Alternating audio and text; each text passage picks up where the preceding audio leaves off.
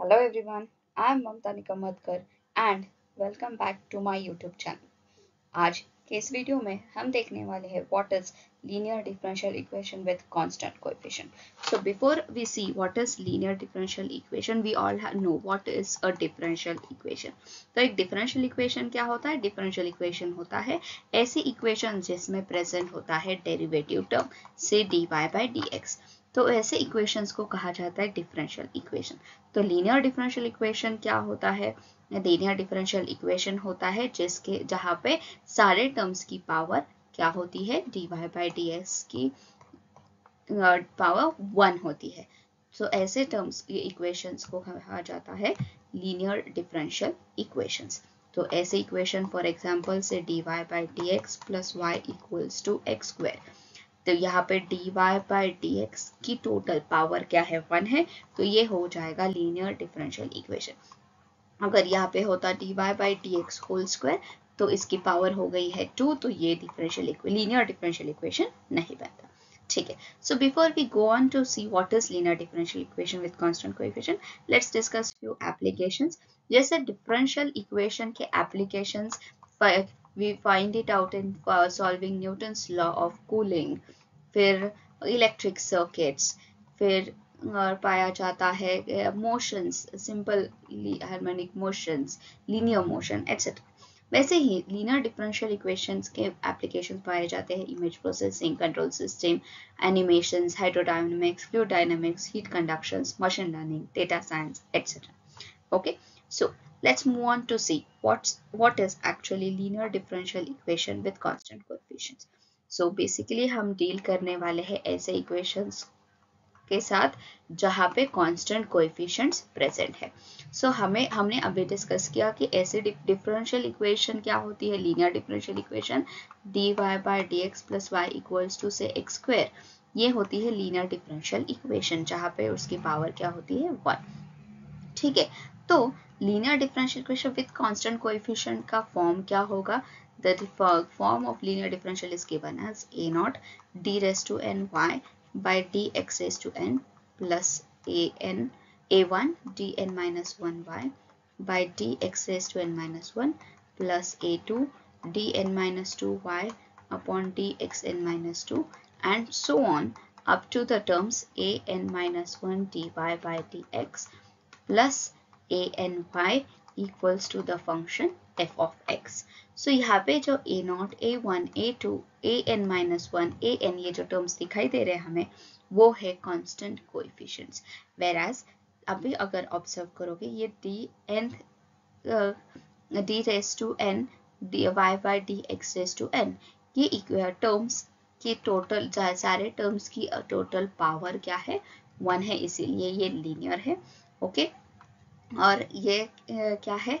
nth order linear differential equation with constant coefficients.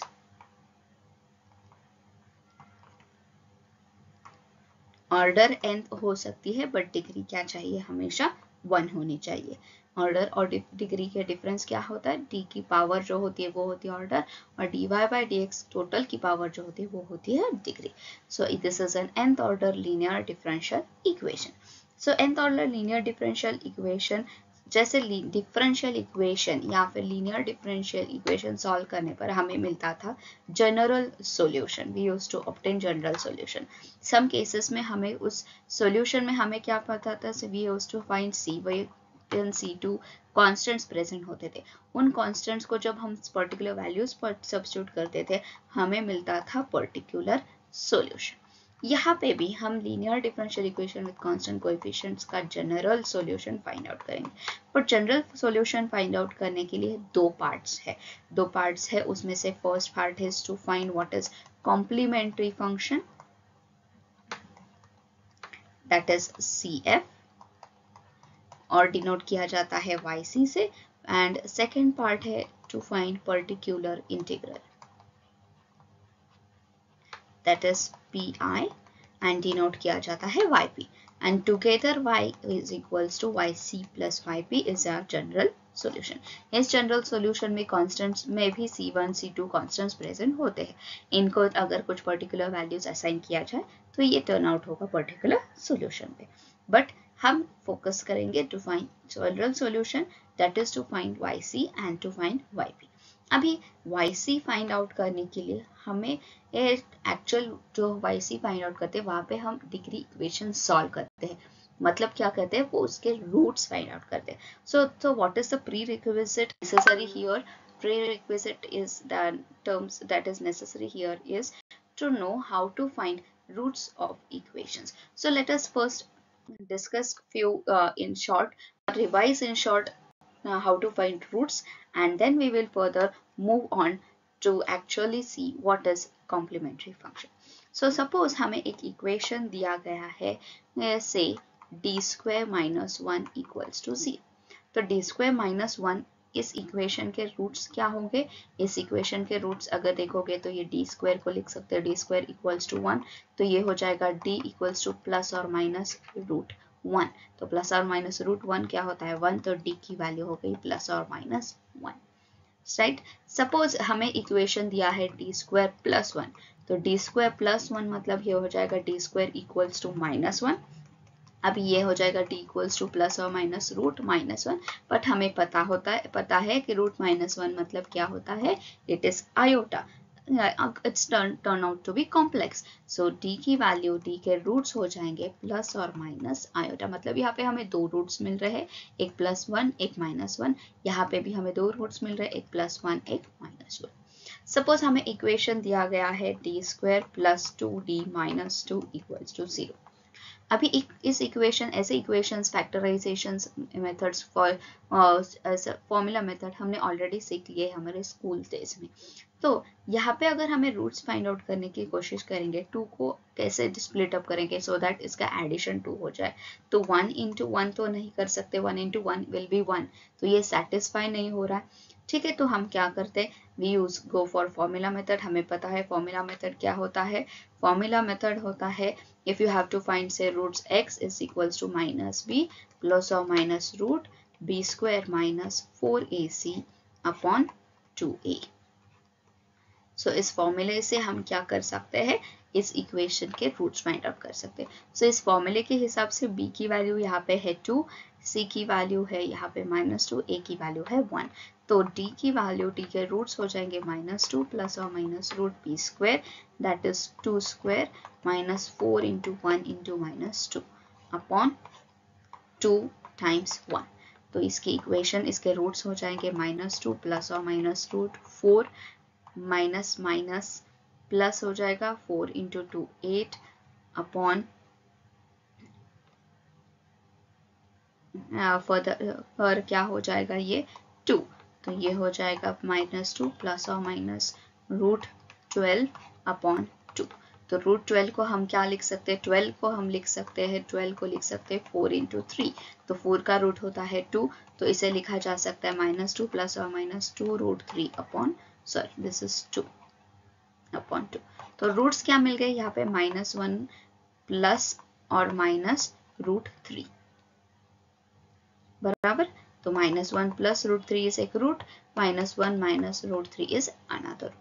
वही अगर suppose हमें इक्वेशन दिया जाता है से d square plus 2d plus 2 equals to 0, तो अगेन फिर से 2 को कैसे फैक्टराइज करोगे, सो कैन एडिशन फिर से 2 हो जाएगी। तो ऐसे तो टर्म्स नहीं आए, स्ट्रेट फॉरवर्ड हमें नहीं दिखाई दे रहे। सो फिर से लेट्स यूज फॉर्मूला। तो फॉर्मूला के हिसाब से ये हो जाएगा -2 प्लस और minus root b square, that is 4 minus 4 into a into c upon 2। 2a है बट a की वैल्यू 1 है, तो ये है -2 प्लस और माइनस रूट, ये हो जाएगा 4 माइनस 8 अपॉन 2। तो दैट इज -2 प्लस और माइनस रूट -4 अपॉन 2। अभी यहाँ पे हो गया है रूट -4, तो रूट -4 मतलब रूट -1 इंटू 4। 4 का तो स्क्वायर रूट हो जाएगा 2, बट रूट -1 बचेगा और हमें पता है रूट -1 की वैल्यू होती है आयोटा। तो इस हिसाब से इसकी वैल्यू हो जाएगी, ये हो जाएगा -1 प्लस और माइनस 2 आयोटा अपॉन 2। ये 2 से डिवाइड करोगे तो ये d की वैल्यू मिल जाएगी -1 प्लस और minus iota, that is D के हमें दो रूट्स मिल रहे हैं, -1 plus iota and -1 minus iota. तो ये है कुछ एग्जाम्पल्स जहाँ से हमें क्या मिल रहा है, हमें रूट्स मिल रहे हैं। तो ये सेकंड डिग्री के हमने डिस्कस कर लिए। ऐसे थर्ड डिग्री के, फोर्थ डिग्री के इक्वेशंस भी हम इवेलुएट कर सकते हैं। सपोज हमें इक्वेशन दिया है d³ -7d - 6 इक्वल्स टू 0। तो यहाँ पे हम क्या कर सकते हैं, इधर you can go for synthetic division method straight forward and evaluate or separate out the terms and evaluate. So whatever is easier. Suppose we go by synthetic division method. What does synthetic division method says? क्या होता है synthetic division method? Synthetic division method में हम coefficients consider करते हैं। पहले coefficients को लिख लेते हैं। सो d³ का कोएफिशिएंट है 1, कोएफिशिएंट है 1। यहाँ पे d² की टर्म है नहीं, सो d² का कोएफिशिएंट होगा 0। d की टर्म है that is -7 and the constant -6। And now we carry forward this first term as it is here 1 and we consider such term here with such root। ये जो term हम consider करते हैं वो क्या होता है यहाँ पे रूट। ऐसे टर्म कंसिडर करते हैं सो दैट ये जब 1 को मल्टीप्लाई करके यहाँ पे शिफ्ट हो गए, फिर ऐड करके कुछ वैल्यू मिलेगी, अल्टीमेटली रिजल्ट में हमें 0 मिलता है। सो ये क्या कर सकते हैं, suppose obviously this is you have to check one by one which value is satisfying this term. Suppose हम 1 कंसिडर करते तो 1 into 1 ये हो जाएगा 1, तो 0 plus 1 ये होता है एडिशन हमेशा, तो 0 plus 1 1, फिर से cross multiply 1 into this 1 is going to be 1, ये हो जाएगा -6, 1 into -6 ये हो जाएगा -6, but -6 and -6 will become -12। हमें तो चाहिए 0, तो 1 सेटिस्फाई नहीं कर रहा है, मतलब यहाँ पे डिफरेंस हो रहा है साइन का। तो देखते हैं -1 कंसिडर करने पर क्या मिलेगा, तो -1 into 1 -1 हो जाएगा, 0 -1 -1 -1 into -1 ये हो जाएगा +1, तो ये रहेगा -6, -1 into -6 ये हो जाएगा +6, तो -6 + 6 मिल जाएगा 0। तो हमें यहाँ से एक रूट मिल गया दैट इज -1। वैसे ही हमें फिर से एक टर्म कंसिडर करनी होगी, ये 1 हमेशा कैरी फॉरवर्ड रहेगा और ऐसी कंसिडर करनी होगी सो दैट अल्टीमेटली लास्ट में हमें क्या मिल जाए, यहाँ पे भी 0 मिल जाए, इस 6 के नीचे 0 मिल जाए। जितने तुम्हारी डिग्री होगी उतने तुम्हें रूट्स मिलने वाले हैं, जितने तुम्हारी डिग्री उतने तुम्हारे रूट्स। तो 3 डिग्री इक्वेशन है तो 3 रूट्स तो आएंगे ही यहाँ पे। सो अभी सेकेंड रूट क्या हो सकता है, देखो अभी 1 कंसिडर करोगे तो 1 into 1 1 हो जाएगा, तो ये -1 1 into -1 1, तो 0 तो ऑब्वियसली नहीं मिलने वाला। तो देखते हैं 2 को लेके, 2 से क्या हो जाएगा, suppose we consider 2 into 1 this will be 2, तो ये हो जाएगा 1 -1 + 2 that is 1, 2 into 1 will be 2, तो ये भी नहीं हो रहा है। तो देखते हैं सपोज 3 कंसिडर करके, -2 भी से भी नहीं आएगा क्योंकि -2 से यहाँ पे -2 आ जाएगा, कोई इतना ज़्यादा मेजर डिफरेंस नहीं आएगा। सपोज वी कंसिडर 3, तो ये होगा 3 into 1 3, तो ये हो जाएगा -1 + 3 दैट इज 2, 3 into 2 6, तो -6 + 6 0, मतलब दूसरा रूट हमें क्या मिल गया, 3 मिल गया, ये सेटिस्फाई कर रहा है। अभी फिर से लास्ट में फिर से ये 1 कैरी फॉरवर्ड होगा, फर्स्ट कोएफिशिएंट जो होता है वो हमेशा कैरी फॉरवर्ड होता है। यहाँ पे चाहिए हमें 0 इस 2 के नीचे, तो 2 के नीचे चाहिए मतलब यहाँ पे बाय डिफॉल्ट हमें -2 मिलना चाहिए, और यहाँ पे तो एक ही टर्म है जो मल्टीप्लाई होगा, तो ये रहेगा by default -2 will be the root. So D के वैल्यूज मिल गए हमें -1 3 -2, और in sequence you can write -1 -2 3. So these are the 3 roots of the differential equation. So the equation, degree equation. So ये हमें क्यों चाहिए, हमने क्यों देखा, क्योंकि हमें जो कॉम्प्लीमेंट्री फंक्शंस हम जो आज सॉल्व करने वाले हैं वहाँ पे हम ऑक्सिलरी इक्वेशन सॉल्व करेंगे। क्या है ऑक्सिलरी इक्वेशन वो तो हम देखेंगे आगे। तो वो ऑक्सिलरी इक्वेशन बेसिकली एक डिग्री इक्वेशन होता है जिसके हमें रूट्स फाइंड आउट करने होते हैं, और वो रूट्स हेल्प करता है हमें कॉम्प्लीमेंट्री फंक्शन फाइंड आउट करने के लिए। सो ये था आज के वीडियो के लिए। आज के वीडियो में हमने डिस्कस कर लिया what is linear differential equation with constant coefficient and we have discussed few prerequisites required. अगले वीडियो में हम देखेंगे कॉम्प्लीमेंट्री फंक्शन क्या होता है और उसे फाइंड आउट करने के लिए ये मेथड क्या है, प्रोसेस क्या है ये, और उसके कुछ एग्जांपल्स। तब तक के लिए please to like, share and subscribe my YouTube channel. Thank you.